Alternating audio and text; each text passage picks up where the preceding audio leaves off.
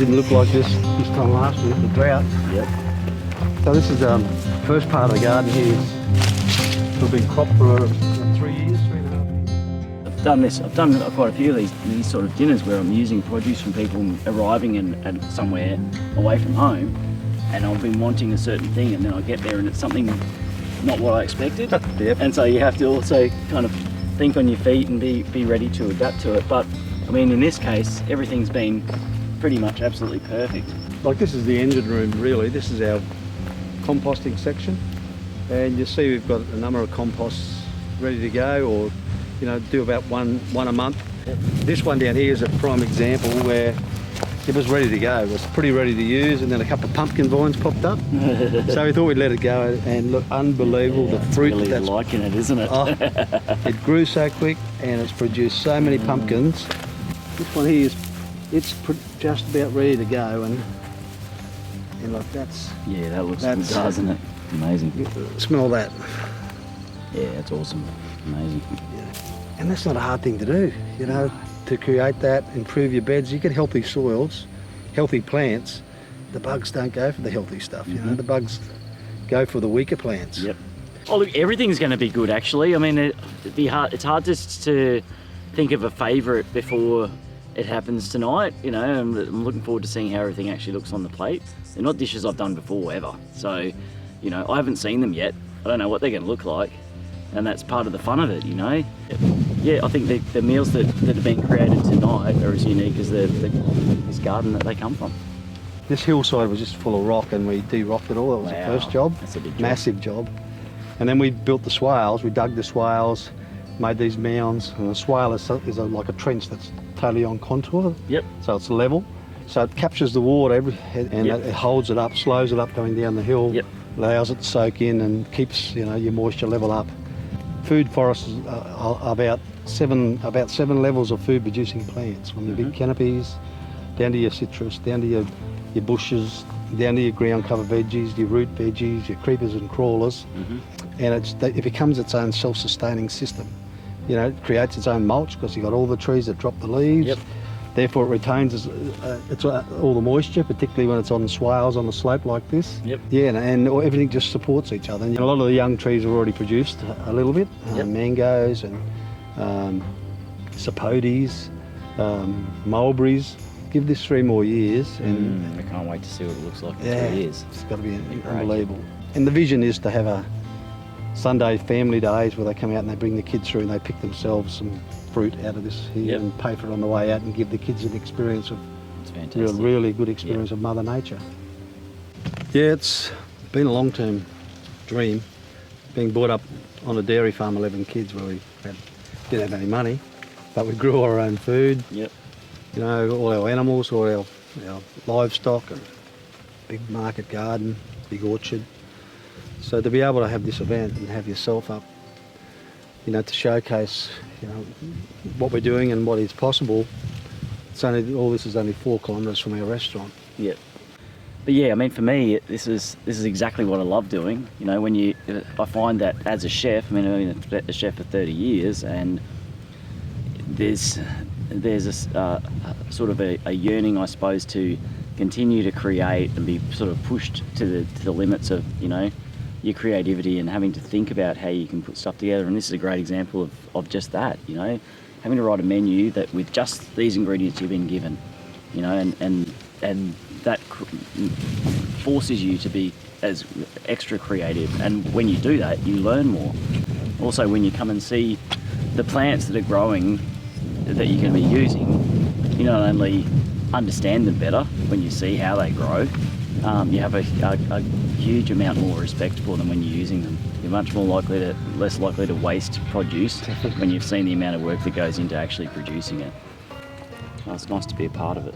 We have a beer together 4 years ago and talked about doing this, and we're finally doing it now. Yep, 4 years ago we had a beer and I said, I've got to create a farm. I'm creating a farm. Yep. We'll have a farm to table one day, and 4 years down the track, here we are. Yep.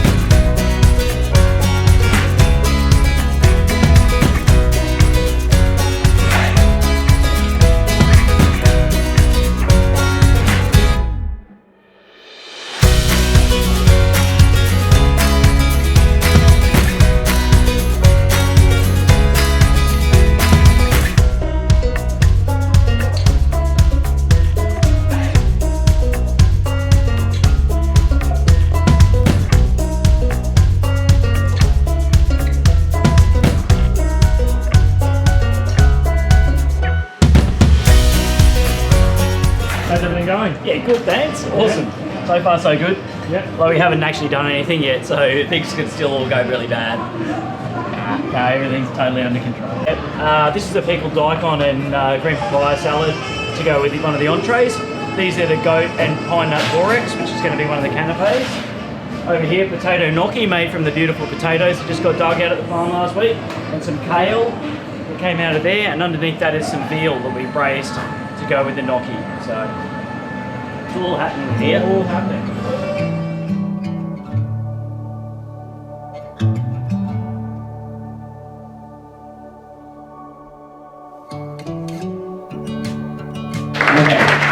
So the first thing that caught my eye when I first spoke to Ross was he had those beautiful Paris market carrots, and they were just coming to their perfect size. And he also, I knew he had curry leaves in his garden. He had a curry tree. And I thought it'd be really nice to do sort of an Indian style carrot thing. We made paneer, so I brought up milk to the boil, heated up milk, and then added lemon juice to it and curdled it.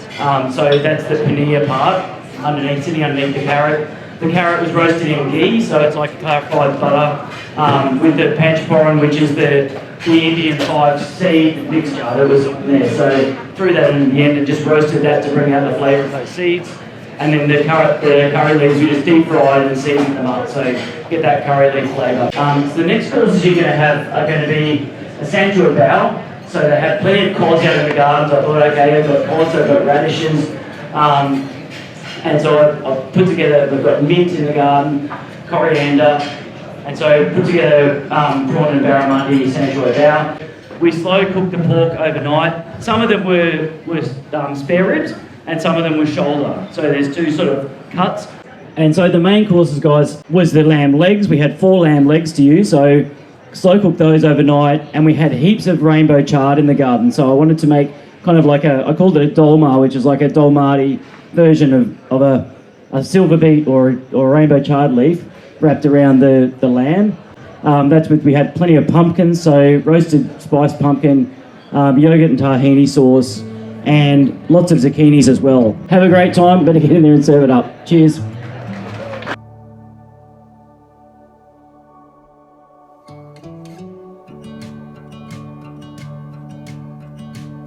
It's been amazing. The whole plate to the paddock thing is just such a good idea. Permaculture, it's a really positive approach to the food process. I have loved the whole permaculture concept, giving back to the earth what we take out, so making sure that the cycle continues without depleting the soil, keeping all the flavour, teaching our generations to use what's currently there into our environment and the seasons. Tonight's been amazing, not only learning about the permaculture farm, but tasting the food and the flavours that go together with the wine as well has been absolutely amazing. It's been absolutely fabulous.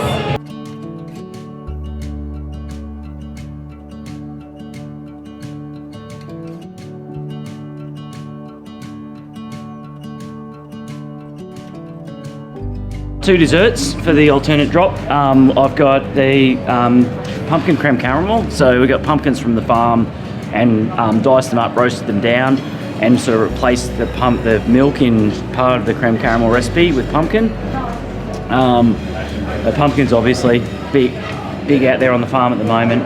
And then we've taken strips of the pumpkin as well and candied them. So one of the things I was talking about earlier was the fact that there's not really much fruit on the farm at the moment, and so we had to come up with 2 desserts. So we had beetroots and we had pumpkins, both of which often do get used with dessert things. So you've got things like beetroot and chocolate cake these days that you see everywhere. Both of them have got quite a lot of sugars in them, so lend themselves well for desserts. I've been pretty happy with the way it's gone out, and the team's been really good, and that's the main thing. We've had a lot of fun.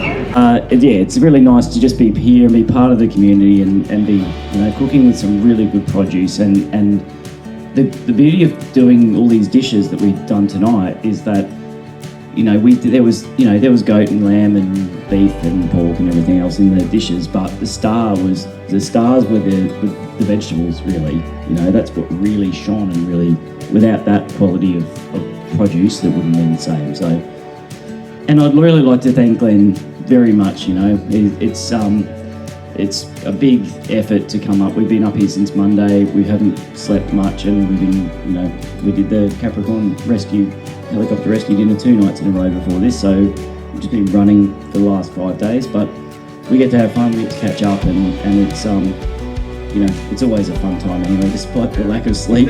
But it's phenomenal seeing the change in the farm within a year, particularly the food forest. So to have that vision on like healing the land and the possible production that can be coming out of that property is incredible. So thank you everyone for coming along and supporting this, and